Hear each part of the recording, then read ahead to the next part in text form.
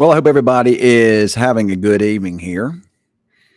And fortunately, the storms earlier in the evening really behaved themselves. And as you heard me talking about earlier, about how we had, a bit of a cap in the atmosphere, and the cap wound up winning out today. So that was good news. But we did get a couple storms that popped up, but fortunately, they were not able to linger into the evening hours. Once that sunset and we began to get cooling at the Earth's surface, it just you saw a bit of an increase in that cap. And as you can see on the radar here, the storms are there's still some out there, but they're basically gone for the most part. If you were watching me earlier, I was tracking a little area of storms down to the south.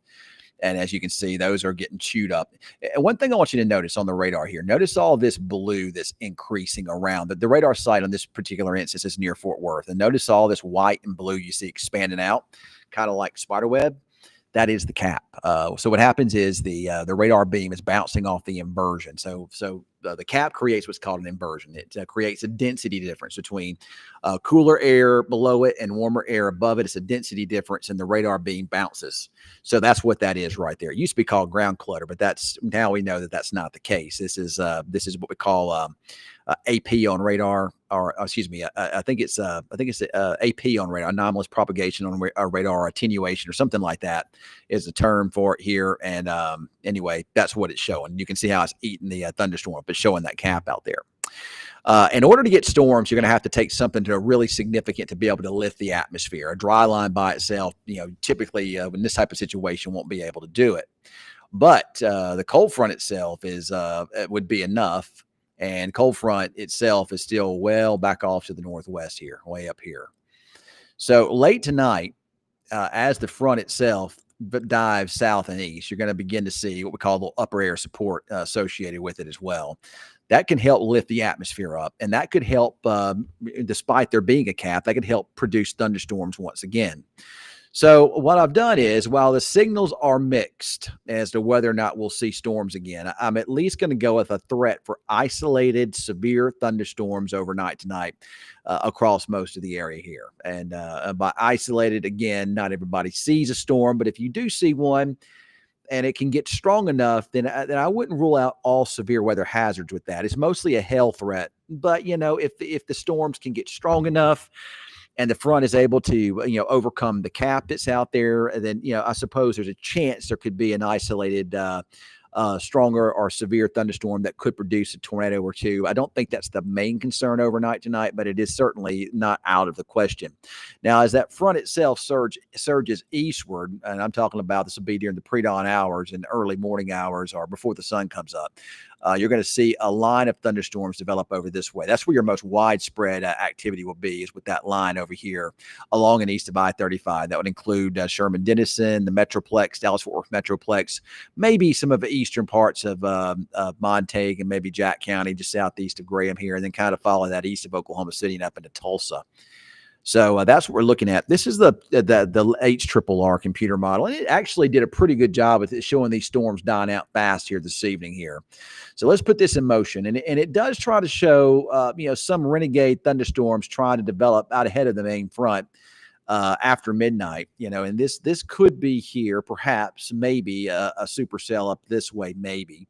But then here comes your front. You can see them how they try to get a little more organized as that front comes in. It can be a little more widespread up toward Oklahoma City. But you don't see a lot of activity down here. But that doesn't mean there won't be isolated stuff that would develop down into our area. But there's your bigger area storms there along and east of I-35. There's your more widespread area here. Bridgeport, Fort Worth, into the Denton area here. And this would be right around 5:30 a.m. And you can see that continuing to increase as it moves off to the east. So during the day on Thursday, things look quieter. But tomorrow night, the front that's pushing through tonight is going to stall to the south, and as another impulse off to the west begins to shift eastward, that front's going to lift northward as a warm front, and we'll see another wave of thunderstorms late tomorrow night and early on Thursday, and these will have heavy rain potential and also the potential to produce some hailstones. These will be what we call elevated thunderstorms here, and that continues in early on Thursday morning here. And, once again, there could be some severe weather with that. Depends on where the front lines up. Some of that could be some pretty significant severe weather again on Thursday. Thursday morning, late tomorrow night, early Thursday morning. So that's something we'll have to keep an eye on as well. Mostly, like I say, a hail threat, but we'll keep an eye on that just to be on the safe side. So to kind of, so the kind of,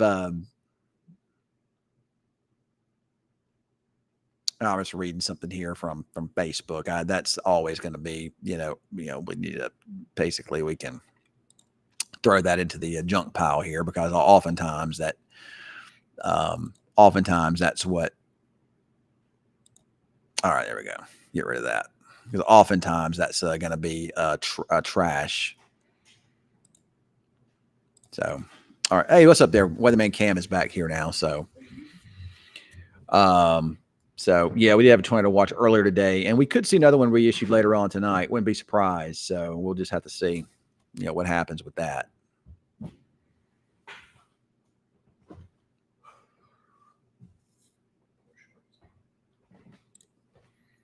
But anyway, Cameron just got back with us here too. So, but anyway, I just wanted to kind of go over that with you again, and we'll see what happens in the middle of the night with these thunderstorms here. But again, the main concern again with those storms after midnight would be hail, and there could be perhaps maybe at least a low wind tornado threat risk with some of those as well. But I think the most widespread activity will be along and east of I-35. So, and again, that'll be after midnight. All right. Well, that's all I have for right now. I'm going to jump off here. And if we need to do some more updates later on tonight, we'll be sure to do so. Remember to download the First Alert 6 weather app. And that way you have the information that you need. You can get warnings, turn the notifications on. You can get warnings right there. So it says early Thursday. Don't you mean Wednesday? Yes, I do. I do mean, listen, the days and nights and the days of the week and whatever, they run together for me here. So I always do. But I mean, we do see another threat for storms tomorrow night late, but I'm telling you, just the days run together for me here. So that's a typo. So anyway.